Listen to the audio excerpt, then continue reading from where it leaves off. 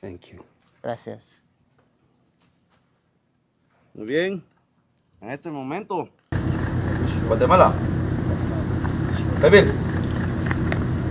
Señor, creciéndonos más en fe y haz tu voluntad sobre nosotros. Sellamos esta oración dando gracias Padre, gracias Hijo, Espíritu Santo. La sangre de Cristo tiene poder. Amén y amén. Amén.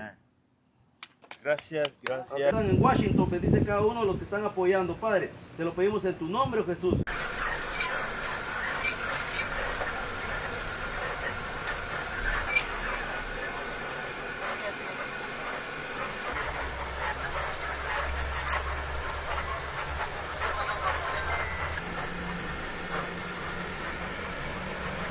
Kenyan police officers deployed in Haiti under the Multinational Security Support MSS mission are now facing a renewed wave of protests as public dissatisfaction continues to grow. Despite efforts to stabilize the troubled Caribbean nation, tension remain high and the mission's impact is being called into question. On May 5th, residents of Port-au-Prince, the capital city of Haiti, took to the streets demanding the resignation of top national leaders, including Prime Minister Alex Disia Phil Amia and members of the Transition Presidential Council. The protests threatened to derail the country's fragile stability and raise concerns about the viability of the transitional government, which has been in place for less than a year. Scheduled election now face the possibility of being delayed. Since June 2024, Kenya had deployed over 800 police officers to Haiti as part of the United Nations-backed effort to restore order. However, despite their presence, heavy armed gangs continue to tighten their grip on key infrastructure and businesses, and particularly in the capital. Recent reports indicate that gangs are expanding their operation into affluent areas like Petion Ville, home to critical institutions like banks and embassies. The unrest is driven by widespread frustration over the government's perceived inability to contain gang violence, which has reached alarming levels. The social and economic system are under strain, with increasing number of minors being recruited by the gangs. In just the past 4 months, gang-related violence has resulted in over 1,600 deaths and 580 injuries. The United Nations reported that in 2024 alone, such violence claimed more than 5,600 lives and displaced more than 1 million people. As the MSS mission near its planned conclusion, questions are being raised about whether Kenya will extend its involvement. Some of the deployed officers are scheduled to return home later in the year. The mission's limited success so far raised uncertainty about the future engagement. While Kenya continues to receive support from the United States and the United Nations, the situation in Haiti remains dire, with the multinational forces now tasked in protecting a deeply frustrated population caught between collapsing government and persistent gun control.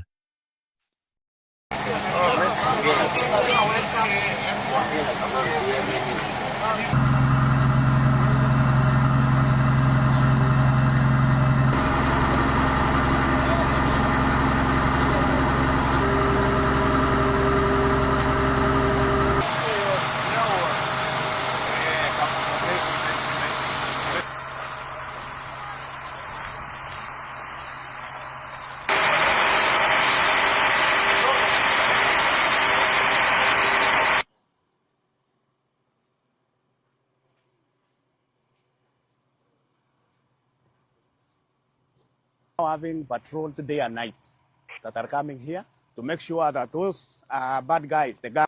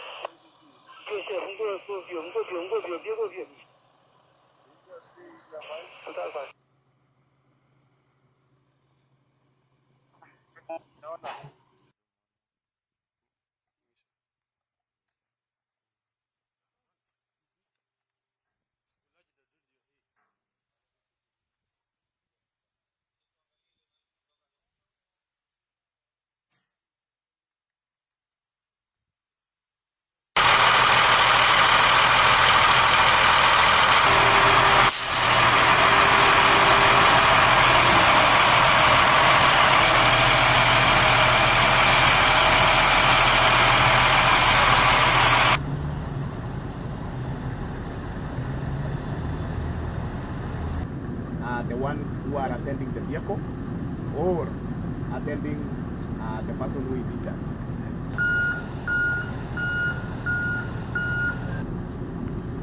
We are going to have stopovers where ulizotazama ni wakati mwingine ambapo tunaenda kazi ya nje, lakini bila wewe hatuwezi. Ndio maana tunakuja kwako ukaweze kusimama na sisi, ukaweze kutuongoza kazi ya leo kuanzia saa hizi hadi jioni. Kristo uzidi kuwa na sisi Jehova.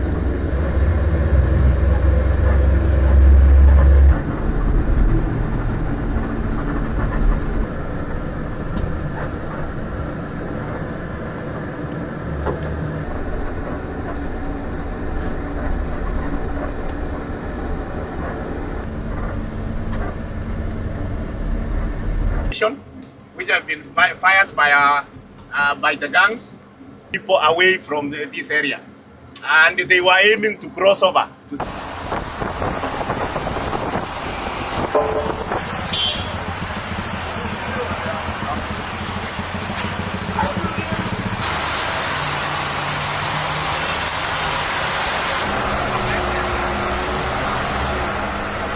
The members of the public in this country, they are very good. They interact with us each and every day, and they give us information concerning the movements of each and every gang around. And when we get the information, we act promptly to make sure that we push them away, and we make sure that they stay safe. We are here today at Atras area, where the gangs had invaded on 1st of January 2025, while this country of Haiti was celebrating the Independence Day.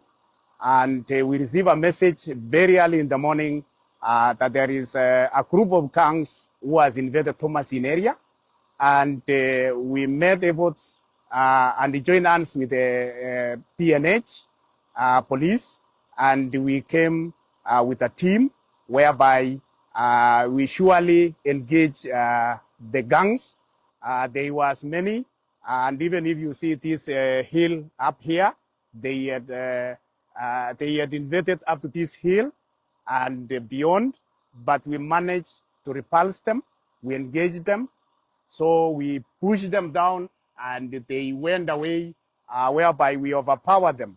And currently, the area is safe, and it is very peaceful, and the members of the public have now come back, and they are going on with their life as usual.